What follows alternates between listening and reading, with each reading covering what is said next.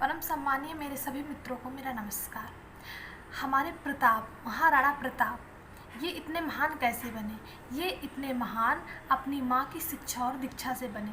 इनकी माँ थी जयवंता बाई, उन्हीं की सीख का प्रभाव था, उन्हीं की शिक्षा और दीक्षा थी जिससे प्रताप जी महाराणा प्रताप बने। वीर शिवाजी, इनको कौन नहीं जानता। वीर शिवाजी की माँ ही थी, जीजाबाई की शिक्षा ही थी जिसके द्वारा वीर शिवाजी ने बचपन से ही ऐसे काम कर डाले जो शायद बड़े और बड़ों के वश में नहीं था। तो अब सवाल ये उठता है कि आज की हमारी माताएं जीजाबाई और जयवंता बाई जी की तरह नहीं है? क्या उनकी तरह जाबाज, बहादुर, समझदार नहीं है? क्या हमारी आज की माताएं अपने बच्चों को कुछ ऐसा नहीं सिखा सकती इतिहास के द्वारा, ताकि वो भी अपने फ्यूचर में और अपने आगे की ज़िंदगी में कुछ अच्छा कर सके? तो सबसे बड़ा सवाल कि क्या आज की हमारी माताएं कमज़ोर हैं? तो मैं कहना चाहूँगी कि माता कमज़ोर बिल्कुल भी नहीं है। ना तो पहले कभी थी, ना आज है, ना भविष्य में कभी होंगी। माता बहुत शक्तिशाली होती हैं, बहुत समझदार होती हैं और बहुत बहादुर और जाबाज भी होती हैं, जो कि आज भी हैं। बस एक कमी रह गई है, कुछ ऐसे अराजकता फैली हुई है जिसके द्वारा हमारे माताओं ने अपनी शक्ति, अपनी इच्छा और अपने विचारों को समझना, जानना ही बंद कर दिया है। वो खुद ही नहीं जानती हैं कि वो कितनी पावरफुल हैं, कितनी शक्तिशाली हैं, कितनी बहादुर हैं और कितनी समझदार हैं। वो खुद ही नहीं समझ पा रही हैं और इसका सबसे बड़ा कारण है हमारा समाज। इसमें क्योंकि बचपन से ही उन्होंने ये सुना होता है पुरुष प्रधान होता है, क्योंकि बचपन से उन्होंने पुरुष के अधीन ज़िंदगी बिताई होती है। और ये सबसे ज़्यादा हो रहा है हमारे ग्रामीण क्षेत्रों में।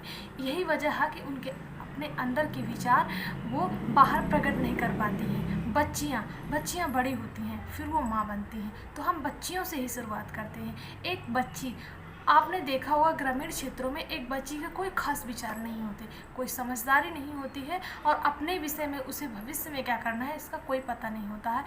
उन्हें सिर्फ एक चीज़ पता होती है कि बड़े हो गए हैं, जो भी शिक्षा थोड़ी बहुत टूटी फूटी उन्हें मिल गई, उसके बाद बड़े हो गए हैं, अब शादी हो जाएगी, घर संभालना ही उनका मेन उद्देश्य है।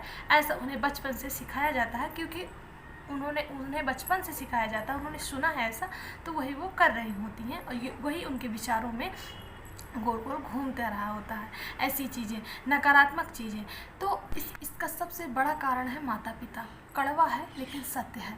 माता पिता जो भेदभाव करते हैं बच्चियों के साथ, पढ़ाई में हो या फिर किसी अन्य क्षेत्र में, वो बहुत दुष्प्रभाव डालता है लड़कियों के विचारों पर और ज़िंदगी पर। लड़की जैसे ही पैदा होती है तो उसे लड़की होने का एहसास इस तरह से दिलाया जाता है जैसे उसे खुद ही पता नहीं हो कि वो एक लड़की है, और बोझ भी कहा जाता है, और यहाँ तक कि लड़कियों को पराया धन भी कह दिया जाता है बात बात पे, हर विषय में।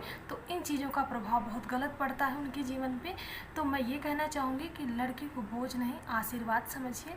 लड़की को सिखाइए कि वो पराया धन नहीं है, बल्कि दो परिवारों को जोड़ने वाली एक बहुत ही प्यारी सी और अच्छी सी महिला है। और दूसरी बात, उसे ये भी समझाइए कि लड़की हमेशा अपने माता पिता के ही पास रहती है, बस एक नया परिवार उसके साथ जुड़ जाता है।